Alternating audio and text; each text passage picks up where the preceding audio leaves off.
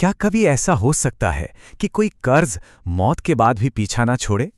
आज की कहानी दो ऐसे ही ठगों की है जिन्हें लगा कि उन्होंने एक साहूकार को बड़ी चालाकी से ठग लिया है। पर उन्हें यह अंदाजा भी नहीं था कि उन्होंने अनजाने में कर्म के साथ एक ऐसा सौदा कर लिया है जो उन्हें डर और पछताव के एक ऐसे सफर पर ले जाएगा जिसके बारे में उन्होंने कभी सोचा भी नहीं था। हर कहानी की एक शुरुआत होती है और इसकी शुरुआत हुई घमंड से भरे इन शब्दों से। ये ठग थे छटंकू और मनकू और उन्होंने अपना फैसला सुना दिया था। उन्हें पूरा यकीन था कि उनकी चालाकी एक पुराने उसूलों वाले साहूकार से कहीं ज्यादा तेज है। लेकिन वो ये नहीं जानते थे कि उनकी यही होशियारी उस बर्बादी की पहली सीढ़ी थी जो उनकी पूरी जिंदगी को हिलाकर रख देने वाली थी। तो प्लान क्या था? उनका निशाना था शांति प्रसाद, एक ऐसा साहूकार जिसकी ईमानदारी की बातें दूर दूर तक मशहूर थीं। और तरीका? अरे उसी ईमानदारी को हथियार बनाकर एक मोटी रकम ऐंठना। उन दोनों के लिए तो ये जैसे बिना मेहनत अमीर बनने का एक पक्का रास्ता था। यहां देखिए, दो बिल्कुल अलग दुनियाएं टकरा रही थीं। एक तरफ थे शांति प्रसाद, एक ऐसा इंसान जिसकी पूरी जिंदगी चट्टान जैसे मजबूत उसूलों पर खड़ी थी, और दूसरी तरफ थे छटंकू और मनकू, जो धोखे और फरेब की दुनिया में जीते थे। सच कहें तो ये रोशनी और अंधेरे की एक ऐसी टक्कर थी जिसने इस कहानी को जन्म दिया। तो अब एक्टिंग का खेल शुरू होता है। दोनों ठग साहूकार के पास पहुंचे और दुख भरी कहानी सुनानी शुरू कर दी। बोले, सूखा पड़ गया, फसलें बर्बाद हो गईं, परिवार भूखा है। उनका मकसद था पूरे 2000 रुपए का कर्ज लेना, ताकि वो उनके हिसाब से अपने खेतों में फिर से बीज बो सकें। और ये था उनका सबसे बड़ा दाव।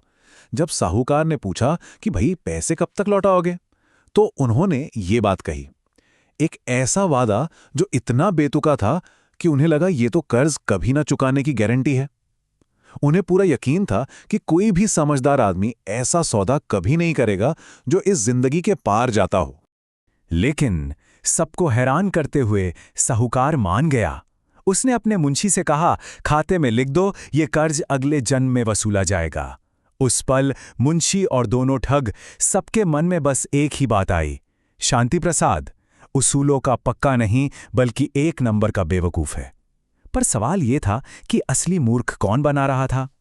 अपनी जीत का जश्न मनाते हुए दोनों ठग रात बिताने के लिए पास के एक गांव में रुक गए। उन्हें क्या पता था कि जब वो अपनी जीत पर हंस रहे थे तो ऊपर वाला अपना जवाब तैयार कर रहा था। उस रात कर्म उन्हें कोई चेतावनी नहीं बल्कि एक ऐसा सबक सिखाने वाला था जो हमेशा हमेशा के लिए उनकी रूह पर छप जाने वाला था। आधी रात का गहरा सन्नाटा, और तभी कुछ आवाजों ने उन्हें जगा दिया। पर ये इंसानों की आवाजें नहीं थीं। जब उन्होंने डरते डरते बाहर झांका तो जो देखा उससे उनके होश उड़ गए। पास में बंधे दो बैल, वो सिर्फ रंभा नहीं रहे थे, वो आपस में बातें कर रहे थे। पहले बैल ने बड़े ही अजीब से सुकून के साथ ये बात कही। उसने बताया कि उसकी ये पूरी जिंदगी की मेहनत कोई हादसा नहीं बल्कि पिछले जन्म का एक छोटा सा कर्ज चुकाने का जरिया है, और कल उसकी आखिरी सांस के साथ वो कर्ज पूरा हो जाएगा और उसकी आत्मा आजाद हो जाएगी। दूसरे बैल की कहानी तो और भी डरावनी थी। उसके लिए एक कर्ज का अंत दूसरे की शुरुआत थी। अगले ही दिन पिछले जन्म का एक और लेनदार उसे ले जाने वाला था ताकि वो अपना बचा हुआ कर्ज चुका सके। ये एक सीधी सी बात थी कि कर्म के बही खाते तब तक बंद नहीं होते जब तक एक एक पाई का हिसाब न हो जाए। और इसी को कहते हैं कर्म का कर्ज। ये एक ऐसा सिद्धांत है कि हमारा हर काम, हर वादा एक ऐसी ऊर्जा बनाता है जिसे संतुलित करना ही पड़ता है। उस रात अंधेरे में छिपे उन दोनों ठगों को उस कायनात के नियम की एक ऐसी जबरदस्त क्लास मिल रही थी जिसे वो धोखा देने चले थे।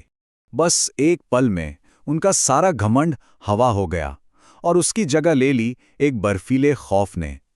हिसाब बहुत सीधा और डरावना था। अगर छोटे मोटे कर्ज चुकाने के लिए जानवरों की जिंदगी जीनी पड़ती है तो 2000 रुपए के धोखे की सजा क्या होगी? उन्हें न जाने कितने जन्मों तक कष्ट सहना पड़ेगा। जैसे ही दिन की पहली किरण निकली, रात का वो भयानक सपना हकीकत में बदल गया। एक बैल सच में मरा पड़ा था, आजाद हो चुका था, और दूसरे को उसका नया मालिक घसीटते हुए ले जा रहा था। अब ये कोई सुनी सुनाई कहानी नहीं थी, ये इस बात का जीता जागता सबूत था कि कर्म का नियम उतना ही सच्चा है जितना कि सूरज का उगना। ये स्लाइड उनके अंदर आए बदलाव को बिल्कुल साफ दिखाती है। होशियारी की जगह अब सिर्फ डर ने ले ली थी। अब उन्हें पैसा उड़ाने की चिंता नहीं थी, बल्कि किसी भी तरह जानवरों की योनि में जन्म लेने से बचना था। उनकी पूरी दुनिया ही जैसे उलट-पुलट हो गई थी। वो दोनों भागे भागे साहूकार के पास पहुंचे और कर्ज चुकाने के लिए गिड़गिड़ाने लगे, लेकिन शांति प्रसाद ने बड़े ही शांत भाव से उन्हें उन्हीं के बिछाए जाल में फंसा दिया। बोला, सौदा तो अगले जन्म का था और मैं अपनी जुबान का पक्का हूं। उनका बनाया वो अचूक जाल अब उन्हीं के गले का फंदा बन चुका था। सारी उम्मीद खोकर और अपने कर्मों के बोझ तले दबे वो एक जंगल में भटक गए, और वहीं अंधेरे में एक रोशनी की किरण की तरह उन्हें ज्ञानी संत मिले। उन्होंने उन दोनों में ठगों को नहीं, बल्कि पछतावा की आग में जलती दो आत्माओं को देखा और उन्हें मोक्ष का एक आखिरी मौका दिया। संत की सलाह एक इशारा थी, कोई सीधा रास्ता नहीं। उन्होंने बस एक दिशा दी और भरोसा दिलाया कि अगले गांव में उन्हें अपना जवाब मिल जाएगा। उन्होंने हल नहीं दिया, बल्कि उसे खुद खोजने का एक मौका दिया। उनके पश्चाताप की असली परीक्षा तो अब शुरू हुई थी। संत की बात मानकर वो एक ऐसे गांव पहुंचे जो पानी की कमी से जूझ रहा था। लोगों की जरूरत आंखों के सामने थी और दूसरों की उसी बेबसी में उन्हें अपनी समस्या का हल दिखाई दिया। संत के शब्द उनके कानों में गूंजे और उनके दिमाग में एक शानदार आइडिया आया। उनकी ये योजना कमाल की थी। उन्होंने साहूकार के ही पैसों से एक कुआं बनाया, सारा क्रेडिट भी उसी को दे दिया और फिर उसकी इजाजत के बिना पानी के इस्तेमाल पर रोक लगा दी। एक ही चाल में उन्होंने अपने कर्ज को अपने लेनदार के लिए एक नैतिक सवाल में बदल दिया था। अब जाल बिछ चुका था। शांति प्रसाद एक बहुत मुश्किल चुनाव का सामना कर रहे थे। एक तरफ था उनका उसूल कि वादा तो अगले जन्म का है, और दूसरी तरफ थी एक पूरे गांव की भलाई। अब सिर्फ ठगों का ही नहीं, बल्कि उनके खुद के कर्मों का भविष्य भी उनके इस एक फैसले पर टिका था। और आखिरकार दया सख्त उसूलों पर जीत गई। शांति प्रसाद ने हार मान ली, कुएं को अपना माना और उन दोनों को उनके कर्ज से आजाद कर दिया। उनकी इस हार में ही असल में सबसे बड़ी जीत छिपी थी।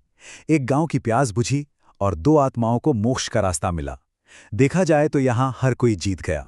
ये था उनके बदलाव का पूरा सफर, मतलबी चालाकी से लेकर निस्वार्थ सेवा तक। उन्होंने ये सीखा कि चुराया हुआ पैसा सिर्फ डर खरीद सकता है, लेकिन दया का एक काम, भले ही वो मजबूरी में किया गया हो, आत्मा को शांति दे सकता है। आखिर में जाकर वो साहूकार का असली सबक समझे।